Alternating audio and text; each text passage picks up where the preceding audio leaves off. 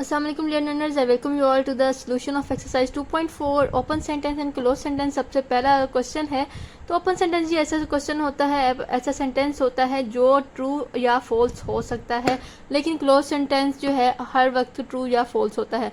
Open sentence जो है उसमें वेरिएबल्स होते हैं और वो जो है वेरिएबल्स पर डिपेंड करता है कि वो ट्रू है या फॉल्स है, लेकिन क्लोज सेंटेंस जो है उसमें वेरिएबल्स नहीं होते हैं।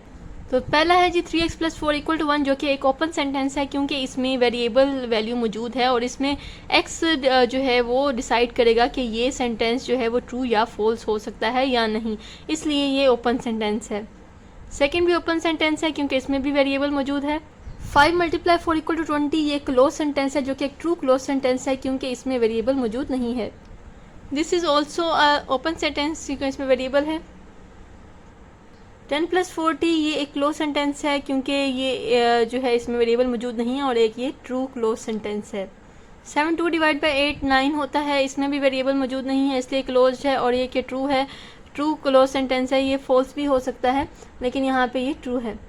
क्वेश्चन नंबर 2 में ये सेपरेट करना है अपने एक्सप्रेशंस को और इक्वेशंस को। तो एक्सप्रेशंस ऐसे आपके पास सेंटेंसेस होते हैं जिसके अंदर इक्वालिटी का साइन मौजूद नहीं होता, और इक्वेशन में ऑब्वियसली इसके नाम से जाहिर है कि इक्वालिटी का साइन मौजूद होगा।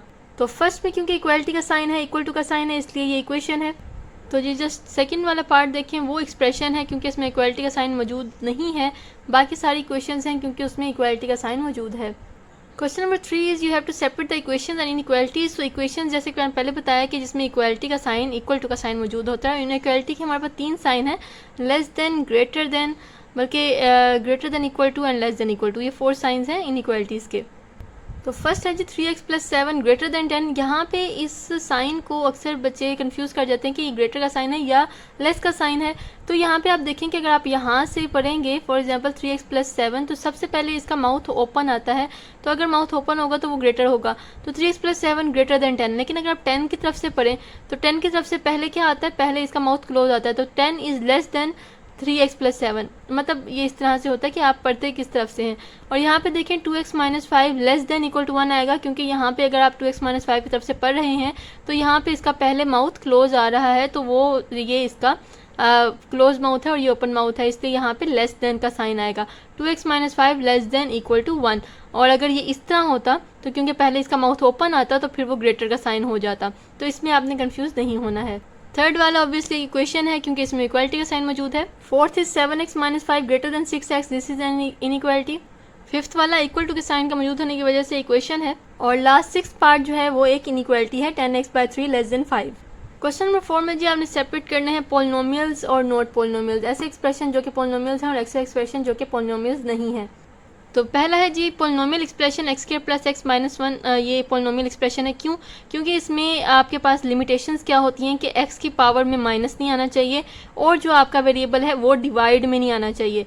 मतलब कि आपकी जो पावर है अगर वो माइनस हो गई तब भी पॉलिनोमियल नहीं होगा, और अगर आपका नीचे आ गया कोई वेरिएबल, y हो सकता है, x हो सकता है, कोई भी नंबर हो सकता है, अगर वो नीचे वेरिएबल आ गया तो आपका पॉलिनोमियल नहीं बनेगा, इधर भी नहीं बनेगा। ओके, तो यहाँ पे ये इसमें ऐसा कुछ भी नहीं है, ना ही जो वेरिएबल है वो डिवीजन में है, ना ही इसकी पावर माइनस है, इसलिए ये पॉलिनोमियल है। इसके अलावा एक और चीज़ है कि स्क्वायर रूट में भी वेरिएबल नहीं हो सकता, तब भी पॉलिनोमियल नहीं बनेगा। तो इसके अलावा कोई भी क्यूब रूट या कोई भी स्क्वायर रूट हुआ या कोई भी रूट हुआ, तो जैसे पावर है 1/3, ये भी पॉलिनोमियल नहीं बनाएगा।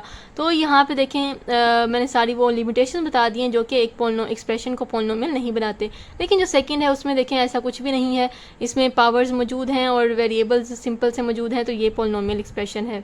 तो देखें जी थर्ड वाला जो है वो एक नॉट पॉलिनोमियल एक्सप्रेशन है क्योंकि इसमें पावर क्या आ गई, माइनस आ गई, वेरिएबल की पावर माइनस आ गई, इस वजह से ये पॉलिनोमियल एक्सप्रेशन नहीं बनेगा। फोर्थ पार्ट में देखें ये भी एक पॉलिनोमियल एक्सप्रेशन नहीं है। क्यों? क्योंकि इसमें जो वेरिएबल है वो डिवीजन में मौजूद है, ऊपर भी मौजूद है, लेकिन हमने ये देखा कि डिवीजन में भी वेरिएबल्स मौजूद हैं, इसलिए ये एक्सप्रेशन पॉलिनोमियल नहीं बना सकता। x³ - x² + y - 1, इसमें ऐसा कुछ नहीं है कि जो इसको ख़त्म करे पॉलिनोमियल एक्सप्रेशन, कोई रूल की ब्रेकेज नहीं है, तो ये एक पॉलिनोमियल एक्सप्रेशन है। So the last one is also a polynomial expression. तो यहाँ पे आप कंफ्यूज हो सकते हैं कि जी ये 1/2 है, तो डिवीजन में मौजूद है, लेकिन ऐसा कुछ नहीं है। मैंने आपको ये बताया कि वेरिएबल जो है वो डिवीजन में नहीं होने चाहिए। नंबर तो हो सकता है, नंबर का कोई मसला नहीं है कि नंबर जो है वो एक डिवीजन में हो। बाकी आप देखें वेरिएबल्स जो हैं वो सारे ना पावर माइनस है, ना स्क्वायर रूट में है, ना ही वो डिवीजन में है, इसलिए ये एक पॉलिनोमियल एक्सप्रेशन है। क्वेश्चन नंबर 5 में जी कॉन्स्टेंट्स आपने बताने हैं जो कि डिफरेंट एक्सप्रेशंस में यूज़ हुए हैं। तो लर्नर्स यहाँ पे ये होता है कि जो वेरिएबल्स के साथ जो नंबर्स होते हैं उनको कोफिशिएंट कहा जाता है और जो सिंपल होते हैं उनको कांस्टेंट कहा जाता है। लेकिन जो आपकी बुक में आंसर है उसके हिसाब से जो यहाँ पे नंबर्स हैं इनको ही कांस्टेंट कहा गया है। तो यहाँ पे जो आपके पास नंबर यूज़ हो रहे हैं 7, -6 और 3, ध्यान रखना है अगर किसी नंबर के साथ माइनस है तो वो भी साथ आएगा, तो इनको कांस्टेंट ट्रीट किया गया है। So here 5 and -3 are the constants. Third में आपके पास 8, 2 और 5 ये constants हैं और फोर्थ लास्ट में 9, 3 और -2 ये constants यूज़ किए गए हैं। क्वेश्चन नंबर 6 में जी आपने बतानी है डिग्री पॉलिनोमियल्स की जो कि गिवन है। तो जी डिग्री पहले पता होना चाहिए कि डिग्री क्या चीज़ होती है। डिग्री होती है जी highest power of the variable in a expression, highest power of variable. तो यहाँ पे देखें जी वेरिएबल आपका x है और उसकी पावर है 1, इसके अलावा इससे बड़ी कोई पावर नहीं है तो इसकी डिग्री 1 आ जाएगी। सेकंड में आपके पास दो वेरिएबल्स मौजूद हैं, एक की पावर x के ऊपर 1 है, एक की पावर 2 है, लेकिन हमने कहा कि डिग्री जो है वो हाईएस्ट पावर होती है इसलिए इसका आंसर 2 आएगा। x³ - xy + 1 इसमें भी ज़्यादा वेरिएबल्स मौजूद हैं। यहाँ पे देखें इसकी डिग्री 1, इसकी डिग्री 1, तो टोटल हो जाएगी इसकी डिग्री 2, पावर 2 हो जाएगी और इसकी पावर है 3, तो हाईएस्ट पावर 3 हुई इसलिए इसकी डिग्री 3 बनेगी। And last part x² y² इसकी देखें ये 2 और 2 ये हो जाएगी पावर 4, इसकी पावर 3 है, इसकी पावर 2 है, लेकिन हाईएस्ट पावर है 4 तो इसलिए इसकी डिग्री 4 हो जाएगी। क्वेश्चन नंबर 7 में आपने सेपरेट करने हैं पोलिनोमियल को as linear, quadratic, cubic and biquadratic. तो लीनियर पोलिनोमियल क्या होता है जिसकी डिग्री होती है जी 1, क्वाड्रेटिक की डिग्री 2 होती है, क्यूबिक की डिग्री 3 होती है और बाई क्वाड्रेटिक की डिग्री 4 होती है। तो पहला एक्सप्रेशन है जी पोलिनोमियल है 3x + 1, इसकी डिग्री क्योंकि पावर 1 है इसलिए लीनियर है। सेकेंड इज x² - 2, इसकी हायर पावर 2 है इसलिए इसकी ये क्वाड्रेटिक है। थर्ड इज ऑल्सो क्वाड्रेटिक, इसकी डिग्री भी 2 है।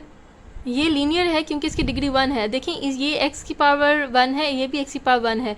ये आपने इन 1 + 1 नहीं करना, तो तब हम प्लस तब करते हैं जब आपका x y इकट्ठा हो। अगर दरमियान में प्लस आ गया है तो ये इसकी जो पावर्स हैं प्लस नहीं होंगी।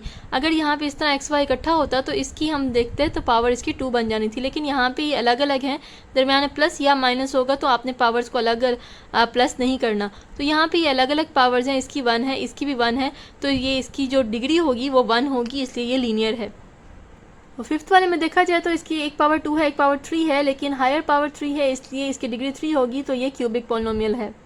The fifth one is by quadratic, इसकी डिग्री 4 है, x4 है, x3, x2, लेकिन हायर पावर 4 है तो डिग्री 4 होगी, इसलिए बाई क्वाड्रेटिक है। The seventh one is x² y²। अब यहाँ पे देखिए इन दोनों की डिग्री को हम प्लस कर सकते हैं, पावर को प्लस कर सकते हैं, 2 + 2 4 हो जाएगा और यहाँ पे 1 + 1 2 होगा, तो इसकी डिग्री बनेगी 4, इसलिए ये बाई क्वाड्रेटिक होगा।